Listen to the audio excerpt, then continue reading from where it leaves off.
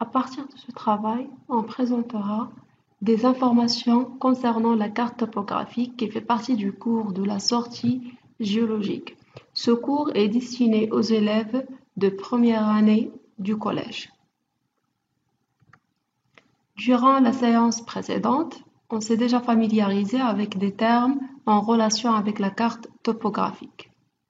Et on sait maintenant que chaque carte topographique est munie d'un titre noté en haut de la carte, d'une orientation.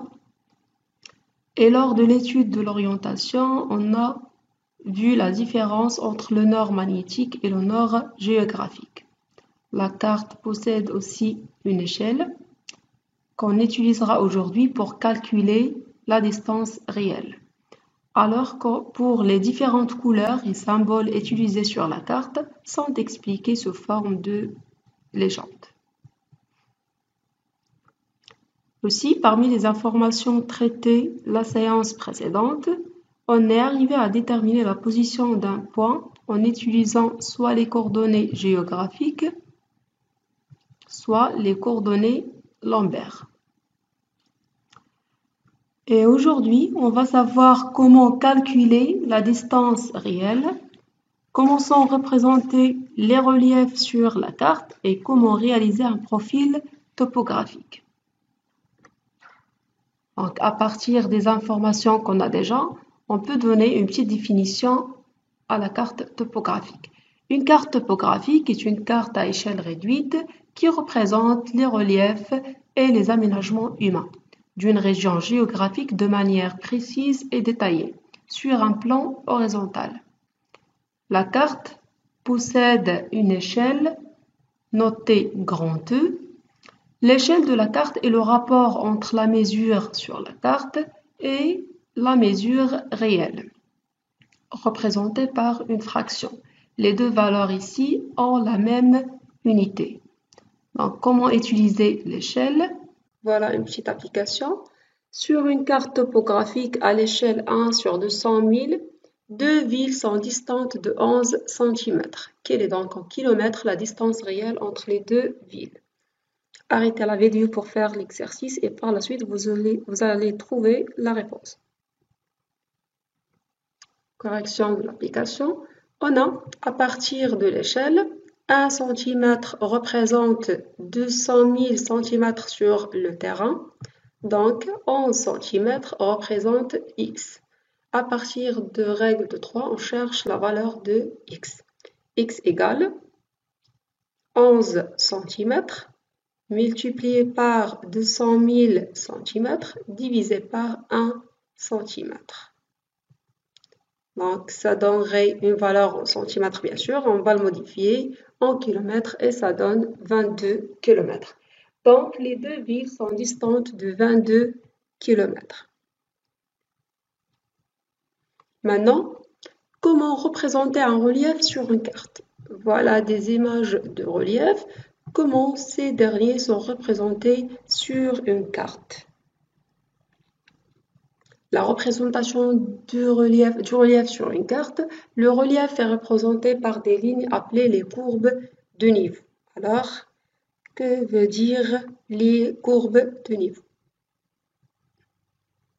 Les courbes de niveau servent à définir les reliefs du terrain sur une carte en deux dimensions.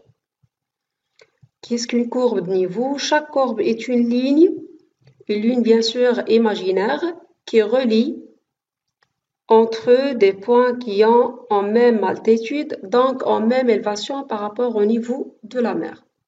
On prend par exemple ici, courbe de niveau. Tous les points situés sur cette courbe de niveau ont la même altitude, qui est de 150 mètres. La même chose ici, 100 mètres, et ici, tous les points ici ont la même altitude, qui est 50 mètres. Par rapport à quoi? Par rapport au niveau de la mer. Donc, rappelez-vous bien de la définition de l'altitude. On appelle l'altitude d'un relief la distance verticale entre ce lieu et le niveau zéro de référence. Ça veut dire le niveau de la mer. Voilà ici une autre représentation. Là, on a un petit graphique.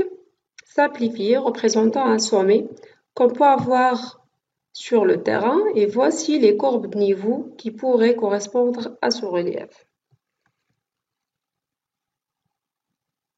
À quoi ressemblent les courbes de niveau? Donc, on trouve trois types de courbes de niveau. Courbe à trait épais appelée courbe maîtresse. Courbe à trait fin appelée courbe normale ou courbe simple. Et rarement, on trouve un autre type appelé courbe intercalaire qui est représentée par des pointillés. Voilà par exemple, à partir de cette carte topographique, voilà, courbe maîtresse. Et voilà la courbe simple ou normale.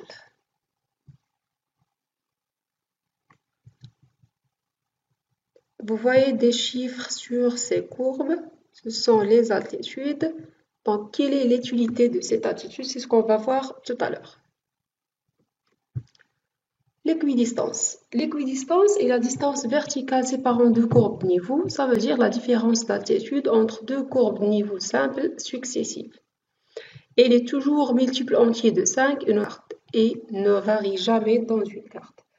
Donc, sur la même carte, on ne peut pas trouver plusieurs valeurs de l'équidistance. Si on trouve par exemple 5 sur toute la carte, elle est de 5 mètres. Elle peut varier par contre d'une carte à l'autre. Ça veut dire si on change la carte topographique, ça peut qu'on trouve soit 10 mètres, 15, etc. Donc, principe de calcul de l'équidistance, notez le plus souvent E égale. Si on veut calculer l'équidistance, il faut commencer par petit e égale et on donne la valeur. Voilà une petite application pour calculer l'équidistance. Donc, on va prendre deux courbes de niveau successives. On va faire la différence. Ce qu'on trouve, c'est l'équidistance. Donc, 100 mètres moins, par exemple, 50 mètres, ça donne 50 mètres. Ou bien, 150 mètres moins 100 mètres, ça donne toujours 50 mètres. Donc, l'équidistance de cette carte topographique, c'est 50 mètres. Ici, vous remarquez qu'il y a des courbes niveau qui ne portent pas des altitudes. Donc, qu'est-ce que vous allez faire dans ce cas? Voilà, courbe maîtresse ici, notée 200 mètres. Celle-là, toujours maîtresse, est notée 220 mètres. On va faire la différence divisée sur ces intervalles. Donc, 220 mètres moins 200 mètres divisé sur 1 divisé sur 4. Ça donnerait 20 mètres sur 4, ça fait 5 mètres. Donc, l'équidistance de cette carte topographique est de 5 mètres. Voilà une autre application. Essayez de calculer maintenant l'équidistance de cette carte topographique. Arrêtez la vidéo, par la suite vous allez trouver la réponse. Donc voilà la réponse. L'équidistance égale 350 mètres moins 300 mètres divisé par 10 égale 5 mètres. Donc l'équidistance, encore une fois, de cette carte est de 5 mètres. D'autres informations qu'on peut tirer à partir des courbes de niveau, on peut distinguer les cuvettes des sommets. Par exemple, ici, il s'agit de sommets. Ça, on le voit clairement et on peut le distinguer clairement avec l'œil sur un terrain. Mais comment le faire sur une carte topographique? Tout simplement, vous allez comparer cette altitude-là du centre avec cette altitude périphérique. Vous voyez clairement que 3030 mètres est supérieur à 1900 mètres. Donc, il s'agit d'un sommet car l'altitude du centre est supérieure à l'altitude périphérique.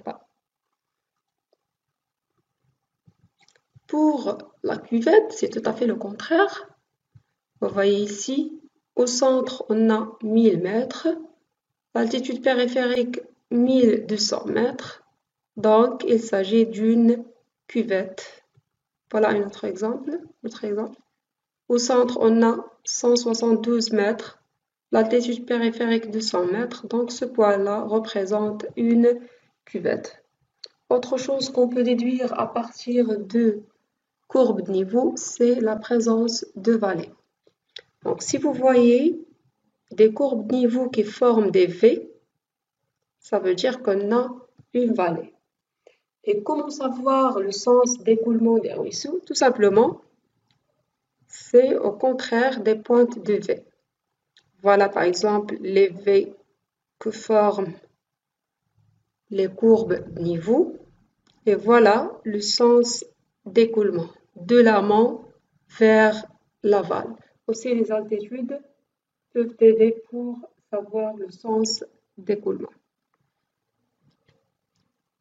Donc, ce sont les informations qu'on peut tirer à partir d'une carte topographique. On passe maintenant à comment faire pour présenter un profil topographique. Donc, un profil déjà topographique me donne la forme du relief entre deux points. Donc, pour savoir par exemple quelle est la forme de relief entre le point A et B, on devrait représenter un profil topographique. Pour faire ce profil, pour réaliser ce profil, on devrait suivre quelques étapes. D'abord, il faut tracer le segment entre A et B, puis on passe à notre papier millimétré et on trace un axe vertical et un axe horizontal. Sur l'axe vertical, on met les altitudes. Bien sûr, en commençant par l'altitude la plus basse qu'on veut représenter jusqu'à l'altitude la plus haute. On place le bord du papier millimétré le long de l'axe AB. Chaque fois qu'une courbe de niveau coupe la ligne AB, on marque sur le bord du papier l'altitude. On reporte ensuite chaque point en tenant compte de son altitude, on relie les points entre eux et on indique le profil topographique, l'ouest, l'est, la localisation des cours d'eau s'ils sont présents. Et finalement, on doit donner un titre en précisant à partir de quel extrait de carte géologique le profil a été réalisé. Pour savoir si vous avez compris les différentes informations dans ce cours, vous devez faire cet exercice. Donc, c'est un exercice résolu. Voilà les questions que vous allez traiter à partir de cet extrait de carte topographique. Arrêtez toujours la vidéo dans les exercices, faites votre exercice et par la suite, vous aurez la réponse. Et voilà la réponse. Une petite remarque ici. Quand on fait 102 mètres sur 5, bien sûr, ça donne 20,4 mètres, mais puisque l'équidistance est toujours multiple entier de 5, donc on prend 20 mètres.